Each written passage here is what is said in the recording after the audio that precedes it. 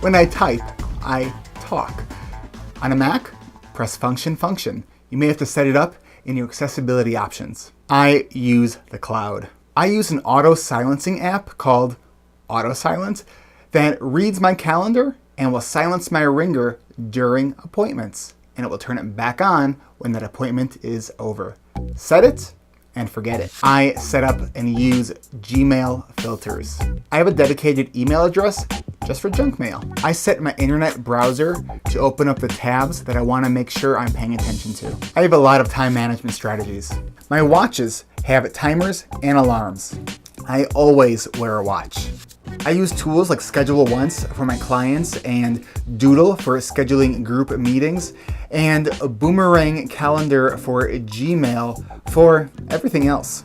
I take 25 to 30 minutes to plan my week at the beginning of the week and somewhere between 5 to 10 minutes every day updating and reviewing that plan and refer to it often. I place timers in arm's reach and clocks in my line of sight. When I'm in the middle of a project and I don't want to stop, I always leave myself a trail of crumbs by writing down what I just did and what my next step is going to be, the next thing I'm going to be. It takes me tops 1 minute. In my cozy 9x13 office, I have multiple clocks and multiple timers. I have multiple clocks on different walls, because let's face it, it can take a lot of effort to turn my head to see what time it is. I have the thought about my time, and sometimes I won't even turn my head. So wherever I'm sitting, I can see a clock. I only check my email once, maybe twice a day. Remember, email is other people's priority. I set reminders to set reminders. Even though I still sometimes tell myself that, oh, that'll only take me 5 minutes, I know that nothing ever takes me 5 minutes. When my paper piles are getting out of control, I reach out and talk to someone whose paper piles are also getting out of control, and we work on it together on video at the same time. Adult study hall, anybody?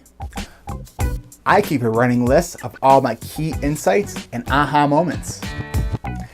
I set calendar reminders to look at all those key insights and aha moments during my quarterly planning period. I use my iPhone's Reminders app to create titled to-do lists, including things like Netflix, audiobooks, movies, and anytime someone recommends a movie or I hear about something that I want to watch or see or listen to, I add it to that designated list. So next time I want to watch something on Netflix, instead of browsing for hours and hours and then getting so tired of browsing that I don't even watch anything, I just open up that list on my phone. I learn productivity and time management hacks from podcasts and books outside of the world of ADHD. I listen to podcasts that help me fall asleep, because without them, my brain keeps going and going, and my to-do list in my head gets louder and longer and more active. Currently, my favorite podcast to listen to go to sleep is the Sleep With Me podcast. The host will refer to himself as your bore friend. He will bore you to sleep. I step on the scale every morning to make sure my weight doesn't get away from me.